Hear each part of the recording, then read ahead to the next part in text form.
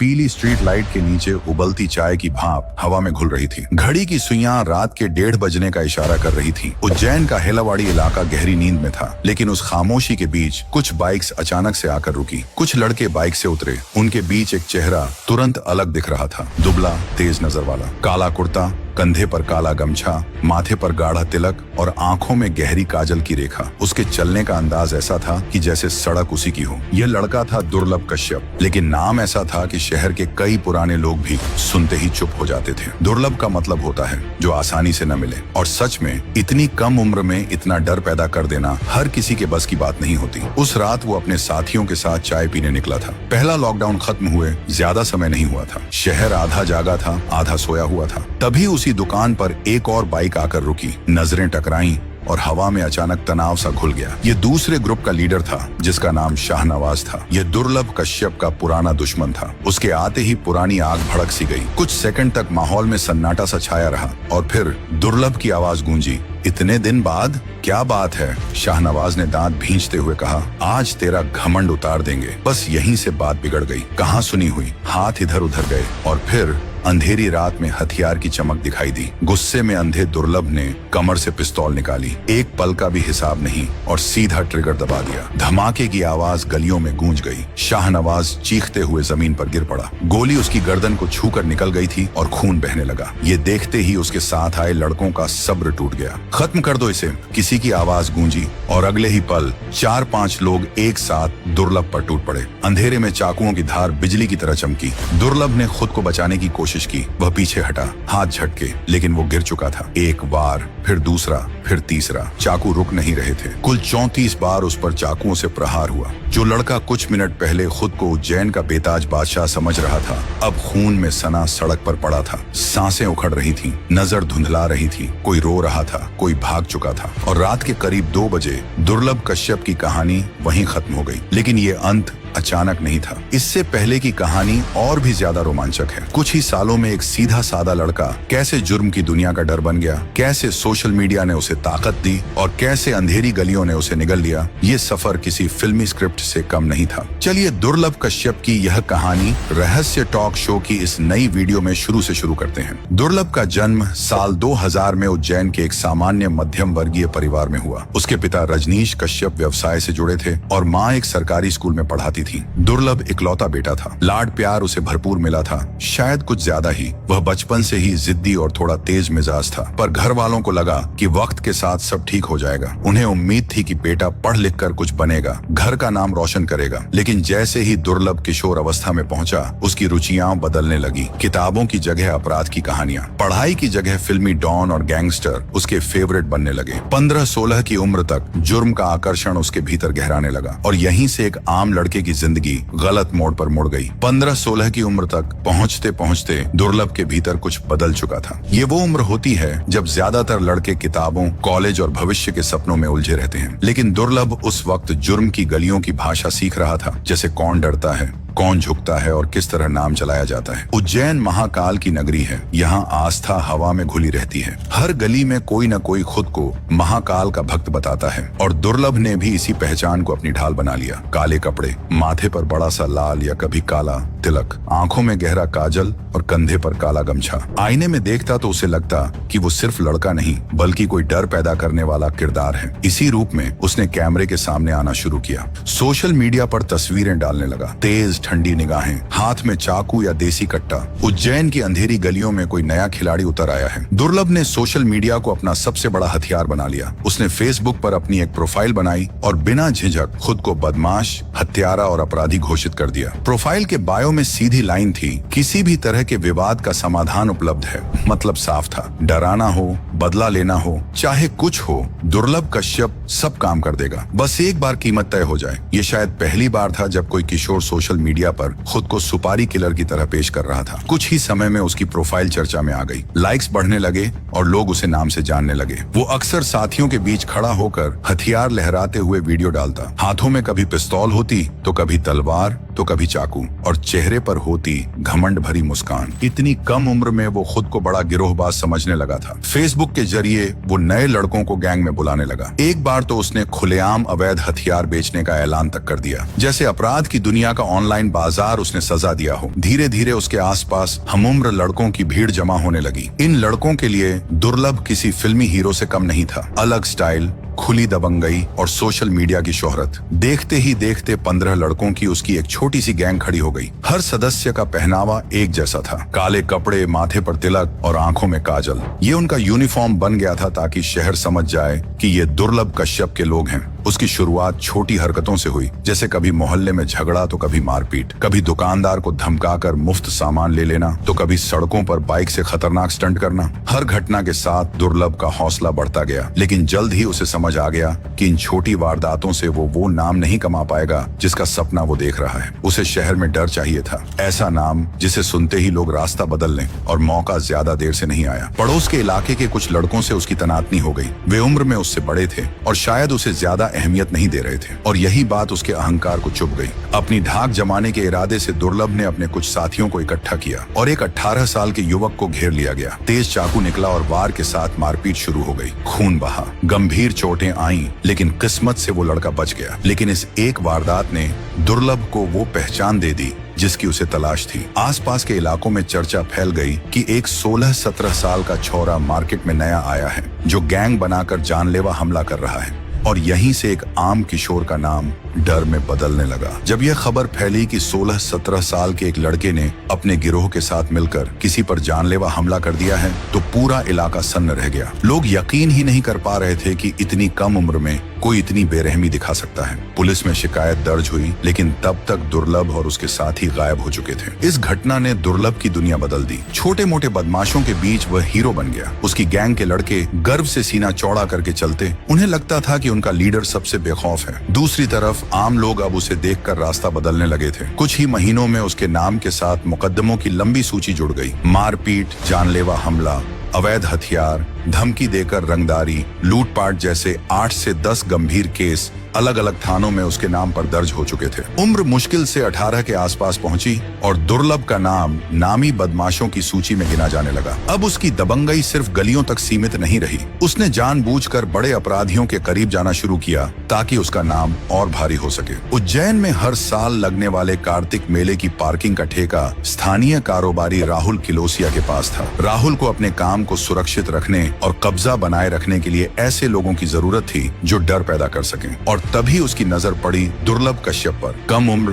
खुली दबंगई और लोगों को धमकाने का हुनर उसमें कूट कूट कर भरा था। राहुल ने उसे साथ मिला लिया और दुर्लभ और उसकी गैंग को संरक्षण मिल गया। शहर से बाहर राहुल का एक फार्म हाउस था, वही अब दुर्लभ का ठिकाना बन गया। बदले में दुर्लभ और उसके लड़कों को राहुल के कारोबार की रखवाली और उसके दुश्मनों से निपटने का काम सौंपा गया। इस नए ठिकाने ने दुर्लभ की मौज और बढ़ा दी। फार्म हाउस पर उसकी गैंग ने डेरा जमा लिया। यहीं से इलाके कंट्रोल होते और यहीं रात दिन पार्टी, नशा और अय्याशी चलती। अब दुर्लभ खुद को सच में गैंगस्टर मानने लगा था, क्योंकि उसके पास अब पैसा था, पावर थी और ऊपर से नेताओं और कारोबारियों का साया उसके ऊपर था। लेकिन जुर्म की दुनिया में कुछ भी स्थायी नहीं होता। जनवरी 2018 की एक ठंडी रात उसके लिए पहली बड़ी परीक्षा लेकर आई। उस रात राहुल किलोसिया के विरोधी गुट के कुछ लड़के फार्म हाउस के पास आ पहुंचे। कहा जाता है कि वजह वही पुरानी यानी पार्किंग ठेके की रंजिश थी। दुर्लभ और उसकी गैंग ने इसे अपने सरपरस्त का अपमान मान लिया और फिर बात हाथापाई से आगे बढ़ गई। देसी कट्टे निकले,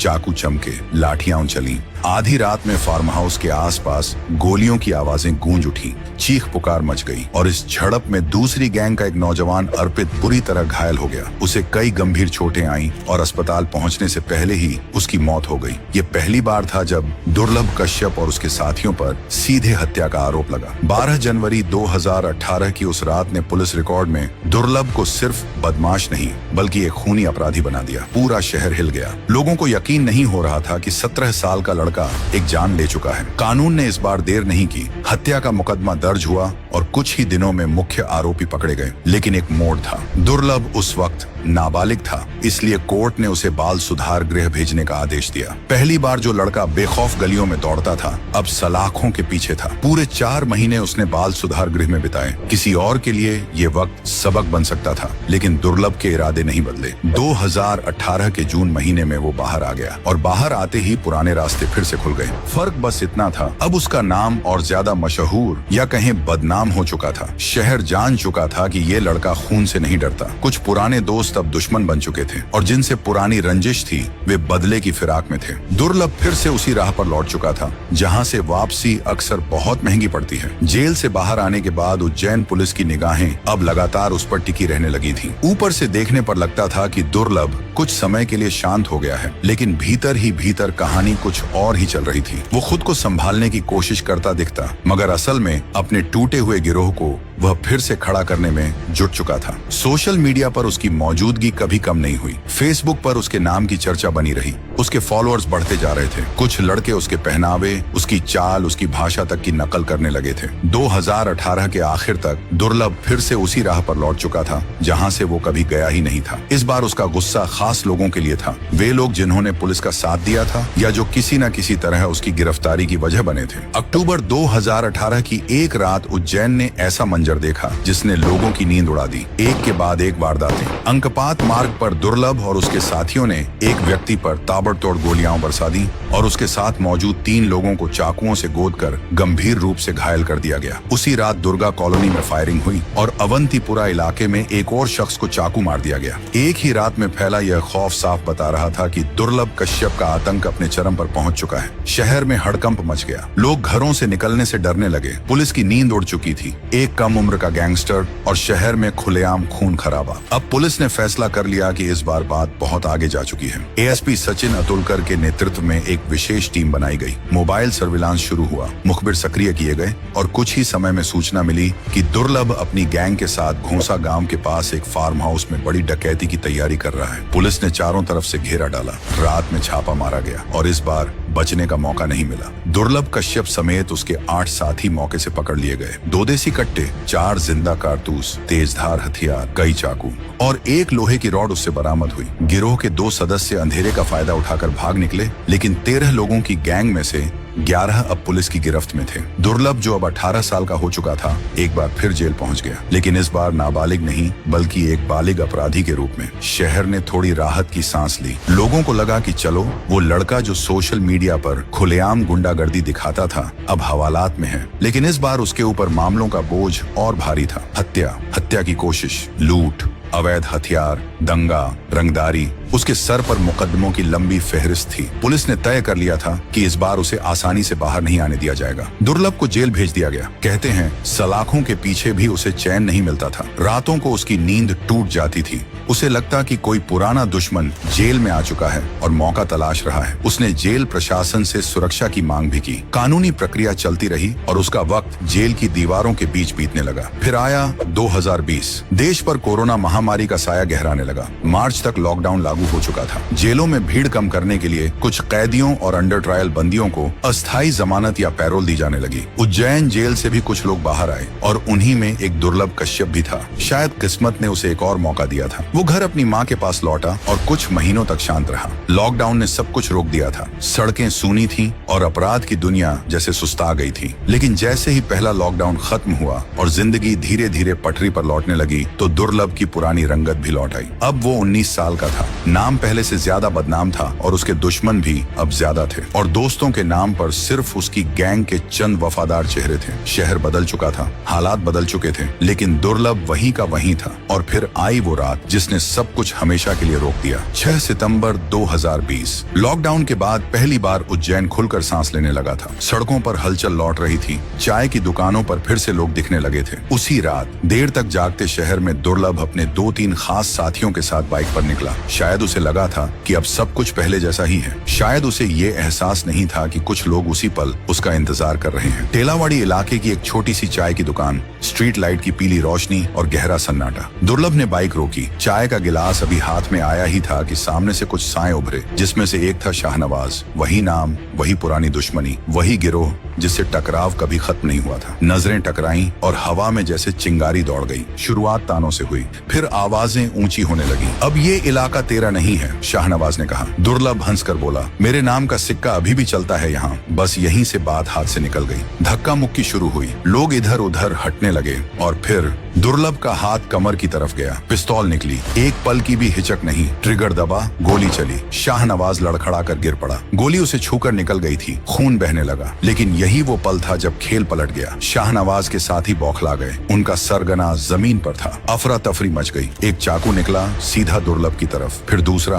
फिर तीसरा। दुर्लभ घिर चुका था, साथी कम थे। हमला अचानक था, कुछ ही सेकंड में वो संभल नहीं पाया। चाकू पर चाकू चले, वार रुकने का नाम नहीं ले रहे थे। दुर्लभ जमीन पर गिर चुका था। वह लहूलुहान था, लेकिन उसका गुस्सा अभी ठंडा नहीं हुआ था। शाहनवाज के लोग पागलों की तरह उस पर टूट पड़े। ये तय करना चाहते थे कि इस बार कहानी अधूरी न रहे। कुछ ही पलों में दुर्लभ की सांसें थम गईं, आंखें खुली रह गईं। खून एक डरावना सन्नाटा छोड़कर सड़क पर फैल गया। काले कपड़े, माथे का तिलक, आंखों का काजल। जिस छवि से उसने खौफ बनाया था, उसी छवि के साथ उसका अंत भी हो गया। शोर सुनकर आसपास के लोग जागे। पुलिस पहुंची, लेकिन हमलावर जा चुके थे। रात करीब 2 बजे जब पुलिस ने लाश की पहचान की तो किसी को हैरानी नहीं हुई, जैसे सब जानते थे कि इस कहानी का अंत ऐसा ही होना था। मौके पर टूटी चप्पलें थीं, खून था और खाली कारतूस थे। और अगली सुबह शहर में एक ही खबर थी कि दुर्लभ कश्यप मारा गया। किसी ने राहत की सांस ली तो किसी को यकीन नहीं हुआ, और कुछ लड़के जो उसे हीरो मानते थे खामोश रह गए। दुश्मनी खत्म हो गई थी, लेकिन असर नहीं।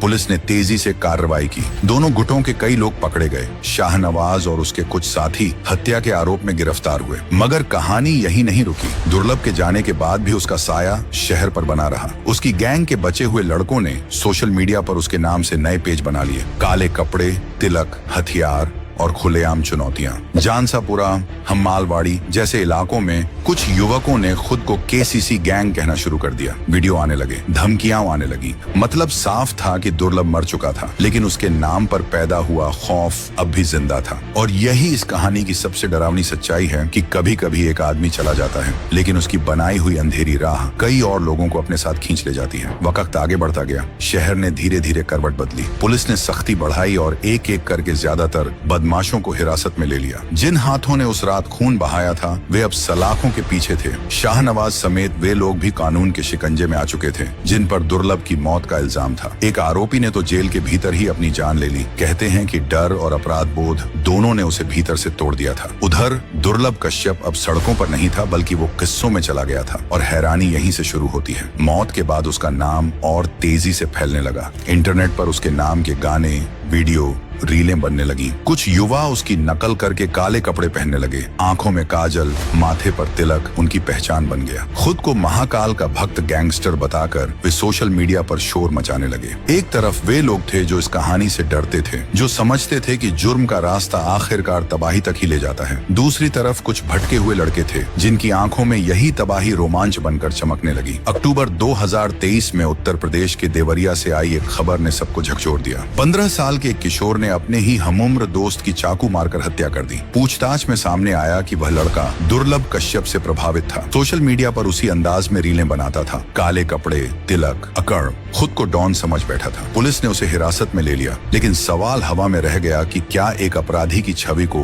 बार बार दोहराना, उसे कहानी बनाना किसी और की जिंदगी छीन सकता है? दुर्लभ कश्यप मरकर भी समाज को जख्म दे गया था। अपनी गलतियों से उसने ऐसा खतरनाक रोमांच रचा कि कुछ कमजोर दिल उसी माया जाल में फंसते चले गए। और सच साफ है, दुर्लभ की पूरी दास्तान एक चेतावनी है। 16 साल की उम्र में जो लड़का जुर्म की दुनिया का बादशाह बनने निकला था, वो 20वें साल में मिट्टी में मिल गया। जिंदगी ठीक से शुरू भी नहीं हुई थी और खत्म हो गई। न पूरी जवानी देखी, न कोई मुकाम पाया। माता पिता का इकलौता लाडला बेटा घर का नाम रोशन करने की जगह परिवार के हिस्से, गम, शर्म और एक लंबा सन्नाटा छोड़ गया। जिस फेसबुक पर उसने अपने नाम का सिक्का जमाने का सपना देखा था, आज उसी फेसबुक पर उसकी मौत और उसके अपराधों की चर्चा भरी पड़ी है। ये कहानी खून, घमंड, जल्दबाजी और पतन की कहानी है। बचपन की जिद और गुस्से ने उसे बेखौफ बनाया और वही बेखौफपन उसे अंधेरी खाई में ले गया। नाम उसने कमाया, लेकिन बदनामी से। कुछ बरस उज्जैन का डॉन बनकर जिया और फिर वही हुआ जो अपराध की दुनिया में तय है, या तो जेल या मौत। दुर्लभ के हिस्से मौत आई, वो भी बेहद भयानक। आज शायद उज्जैन की हवाओं में उसका नाम उतना नहीं गूंजता, लेकिन जो भी यह किस्सा सुनता है, उसकी रूह तक कांप जाती है। एक नौजवान जिसने सोशल मीडिया पर पूछा था किसको निपटाना है, आखिरकार खुद ही उस अंजाम तक पहुंच गया जहां अक्सर उससे बड़े बड़े बदमाश पहुंचे हैं। कहानी रोमांचक लग सकती है लेकिन उससे ज्यादा सबक देने वाली है, क्योंकि जुर्म का रास्ता चाहे जितना फिल्मी लगे, अंत हमेशा हकीकत की जमीन पर होता है और अक्सर बेहद दर्दनाक। दुर्लभ कश्यप ने यही रास्ता चुना और उसे मिली खौफनाक मौत और एक अपराधी की बदनाम विरासत। अब आप कमेंट में बताइए कि आपके हिसाब से दुर्लभ कश्यप एक अपराधी था या सोशल मीडिया द्वारा बनाया गया एक खतरनाक भ्रम। जवाब जरूर दीजिएगा। धन्यवाद।